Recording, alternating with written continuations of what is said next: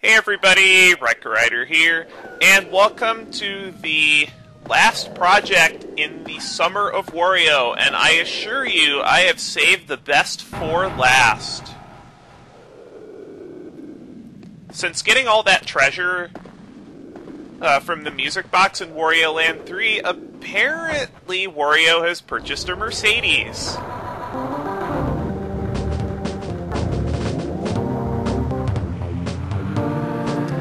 A Mercedes that looks strikingly like the Batmobile.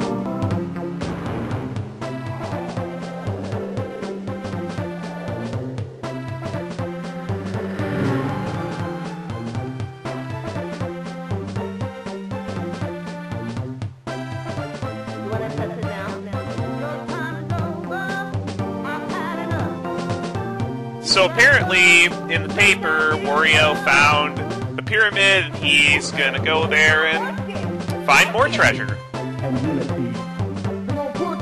I thought he had a castle. I didn't think he lived in the city.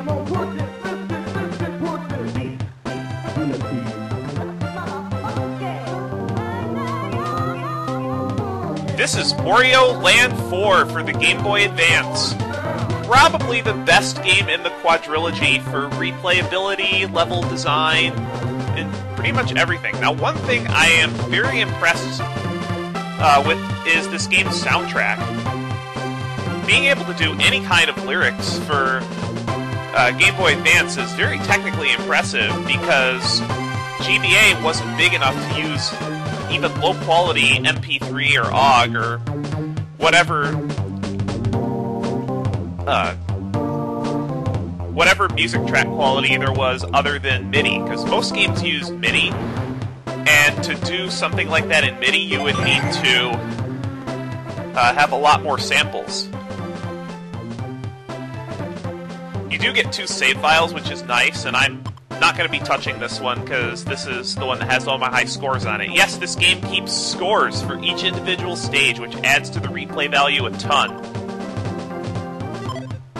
When you start the game, you have 3 difficulties to choose from: normal, hard, and super hard. However, super hard will remain locked until after you complete hard mode on 100%. I am going to be playing through all 3 difficulties, and as such there will be 3 playlists for this game in the channel. All 3 playlists will be linked in the video description of each video. So if you want to switch difficulties at any time, you can. This file is going to be done on normal, which is going to have the easiest locations for everything, and I'm going to get into the differences between difficulties as we go through this Let's Play, and more so on the higher difficulties.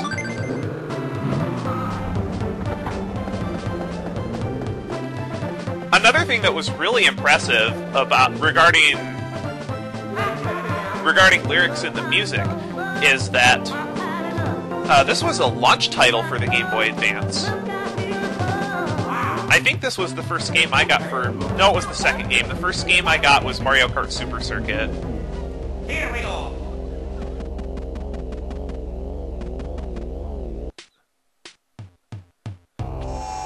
This game has a lot darker setting than the other 3 Wario Land games, and one very interesting thing about this game is that the debug room for this game and Metroid Fusion have exactly the same tile set. So it leads me to believe that this game and Metroid Fusion were developed during the same engine. Here's the obligatory tutorial level, the Hall of Hieroglyphs. I'm going to be going for 100% in every level. Now, unlike in Wario Land 3, in Wario Land 4, Wario's got all of his abilities.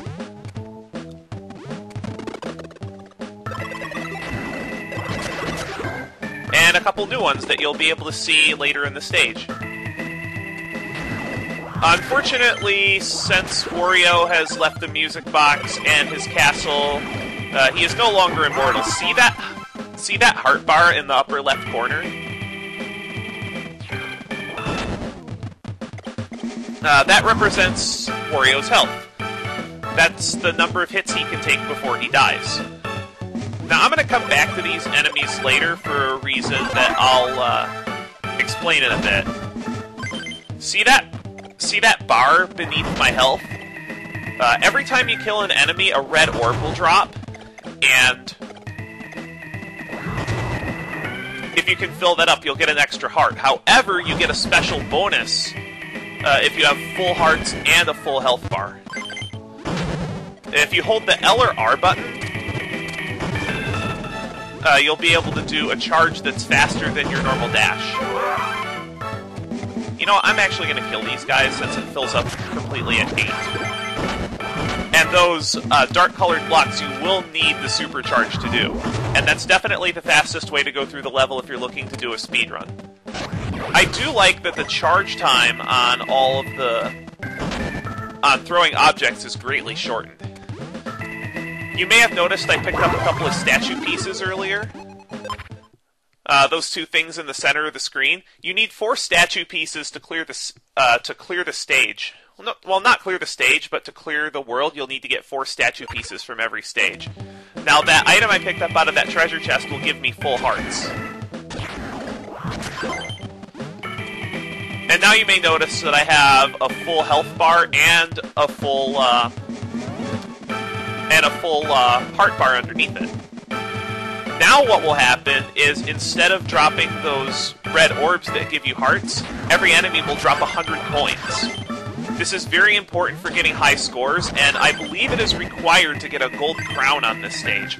I'm going to be going for 100% gold crowns on all difficulties. I've never done it on super hard before, so it should be interesting.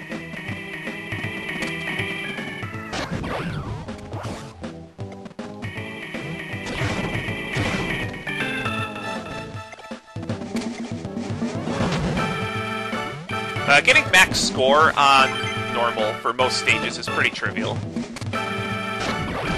And as far as high scores go, this game is pretty competitive online. You'll find tons of people that have perfect scores.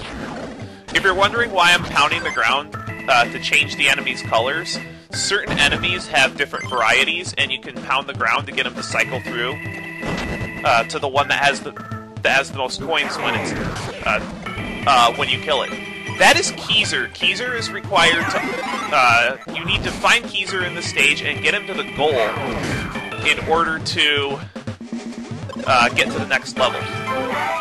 You cannot progress to the next stage without getting Keezer.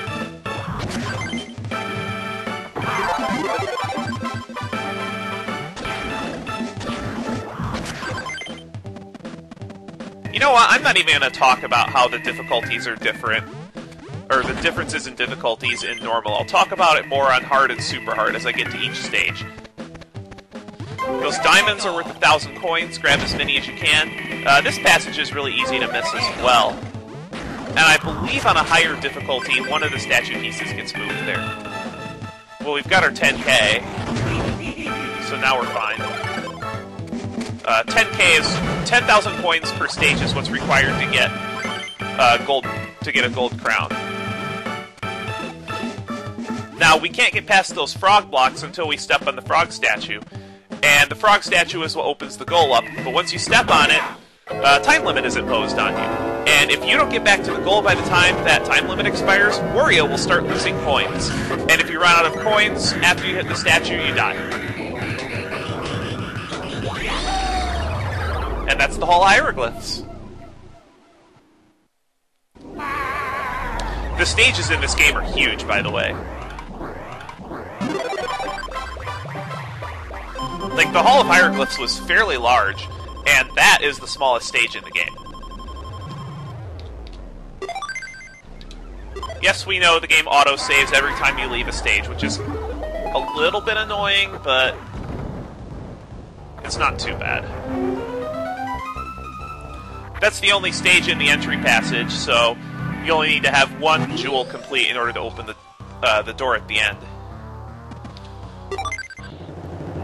Now, one thing you may want to consider doing on the higher difficulties is spending some of your coins here to play mini-games, and I am going to demonstrate these mini-games in a bonus video, probably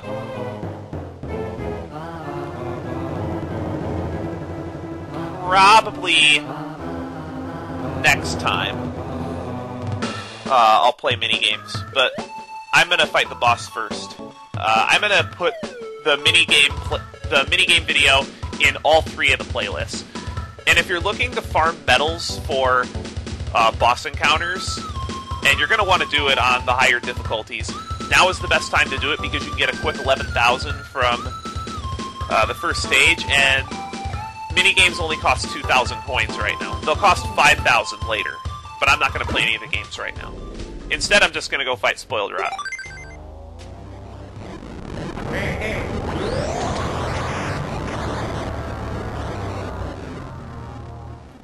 Now, you may be wondering what you do with all those medals. There's an item shop here where you can buy various items that will deal damage to bosses. Generally, the more expensive the item, the more damage it will do to the boss. Only 4 items are available right now, but there will be 8 available for future bosses. Now let's go fight Spoiled Rotten, the easiest boss in the game, unless of course you're playing on Super Hard, in which it is the hardest boss in the game.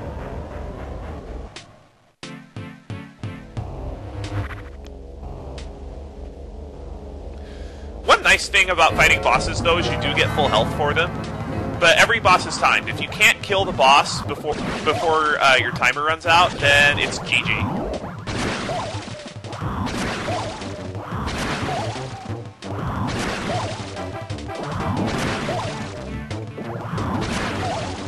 Yeah, for the last 3 hits, you're going to have to hit Spoiled Rotten from behind.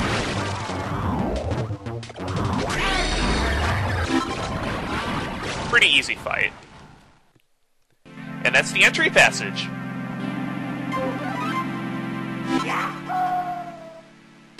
Once the entry passage is cleared, the world map will change a bit.